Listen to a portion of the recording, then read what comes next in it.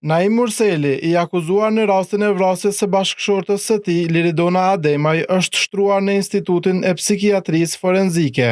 Aty do t'i nënshtrohet për disa javë vlerësimit psikiatrik. Jo, nuk i ka kryer ekzaminimin.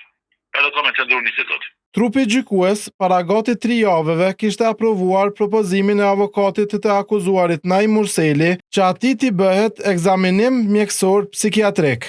Ndërkohë, Murseli këtë premte ka qëndruar në ambientet e klinikës së neurologjisë për të kryer disa ekzaminime. Naim Murseli akuzohet se planifikoi vrasjen e gruas së vet. I gjithë plani për vrasjen e Liridonës thuhet se erdhi si pasojë e çrregullimit të raporteve familjare e martësore, ku edhe lindi dëshira e tij për hakmarrje. Të akuzuarit e tjerë për rastin janë Granit Plava e Kushtrim Kokalla.